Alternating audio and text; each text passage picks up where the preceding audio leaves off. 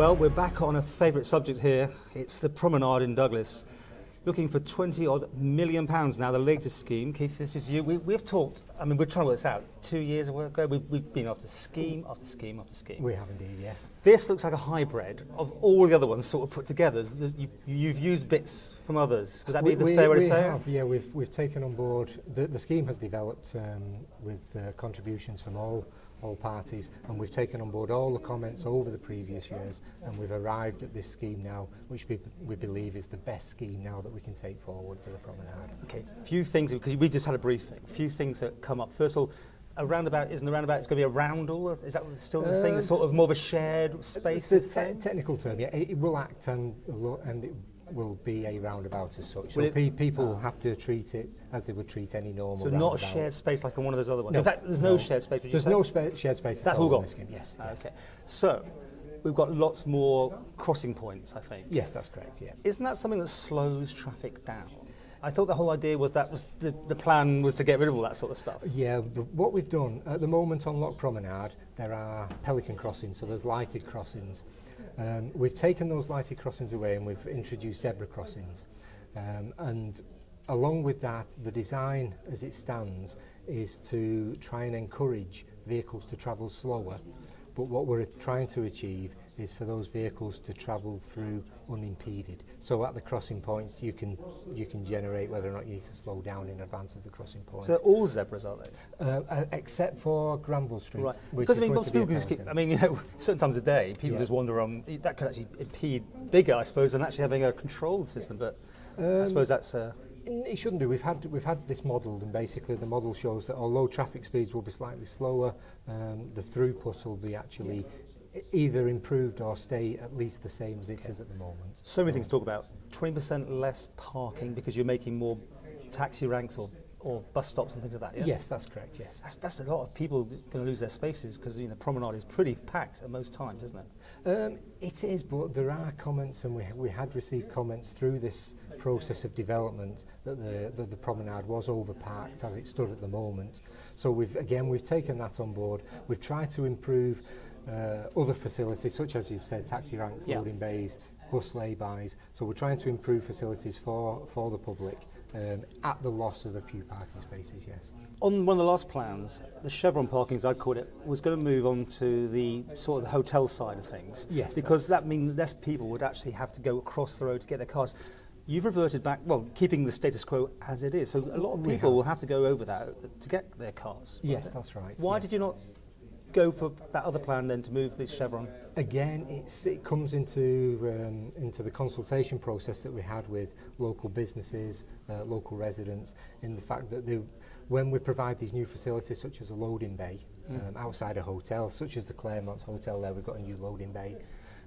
They wanted that loading bay on the landward side rather than the seaward side, so then we moved the parking back over to the seaward side of the Promenade. And we've looked at that throughout the entire length on Loch Promenade, which is why it's reverted back to its current status.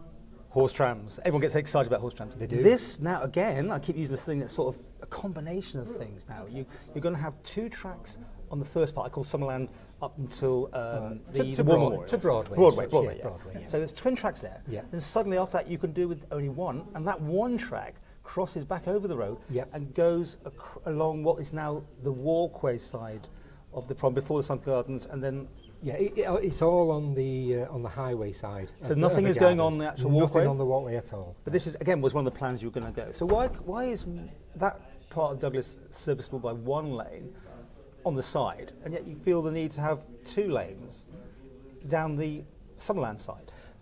This has actually come from the principles that Tynwald agreed in January, and the principles were such that they required a twin track on the northern section of the Promenade, and then they were happy to have a single tram on the southern section of the Promenade.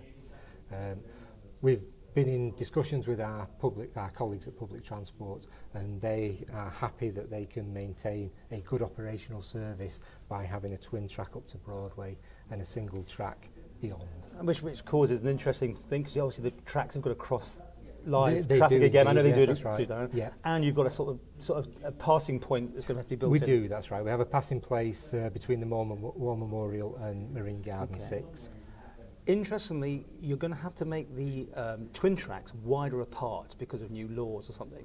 There's more separation required than what is there now. Yes, that's correct. Isn't that going to cause even more problems? Everyone sees the coach that gets stuck behind that. Now it's going to be cars, because some cars sneak through. I think sometimes I sneak through there. Yeah. Isn't that going to cause even more delays? No, because what we've done at the moment, the distribution of the running lanes and the tram lines aren't central to the carriageway.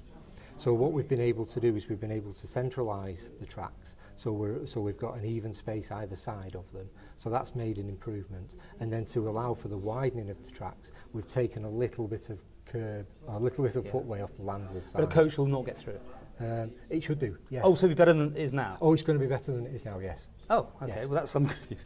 Maybe another thing that we should touch on is, as soon as you do some of this beautiful work, normally then it's dug up next week for something else to be put, new wires or cables put underneath. Yep. Are cables going under this, or are you moving all the cables to accessible areas like the walkway? We're working in conjunction with all the statutory authorities, so where they need to, they're going to be renewing or replacing their existing apparatus. So we will put that in the highway or under the footway as part of the works.